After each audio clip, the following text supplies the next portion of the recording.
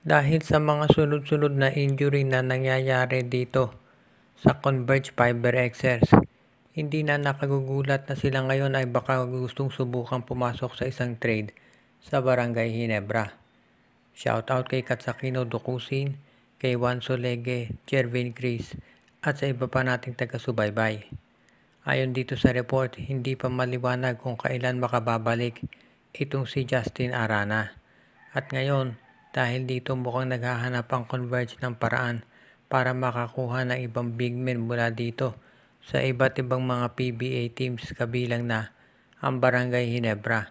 At ang tinitignan daw nila ngayon ay si Raymond Aguilar, pati na itong si Ben Adamos. Siyempre, ang gustong gawin ng Converge ay subukang i-trade itong hindi naman nila masyadong nagagamit katulad ni Jeyo Ambohot. At mukhang payag naman dyan ang Barangay Ginebra dahil sila ay hindi rin naman masyadong ginagamit itong si Raymond Aguilar. So baka sakasakali na pumayag ang dalawa at magkasundo, magkaroon ng Raymond Aguilar for Jeyo Ambohot trade. Baka samahan pa nga ng draft pick yan ng Barangay Ginebra. At kapag ito ay natuloy, magkakaroon ng mas maluwag na rotation itong Converge Fiber Xers. Pag naglaro na dyan yung mga big men na kinuha nila, katulad nila Baltasar, sila Credo, si Ronan Santos, si Pau Havillonar, at ito namang Ginebra magkakaroon ng 6-7 na forward na pwedeng makatulong dito just in case nga i-trade nila si Ben Adamos. Kaya itong Converge at Ginebra malamang magkaroon yan ng trade transaction sa mga darating na araw. At ito ay madali namang maaaprobahan ng PBA dahil mukhang naging patas naman yung napag-usapan ng dalawang panig at hindi naman masasabi na ito'y pabor para sa Ginebra o hindi Converge. Lalong lumalala ang problema nitong Terra Firma Jeep dahil habang tumatagal ay mukhang yung kanilang mga injuries ay lalong tumitindi. Alam na natin yung nangyari dito ngayon kay Wamit Yongson pero ang problema pala ay mukhang ito'y indefinite.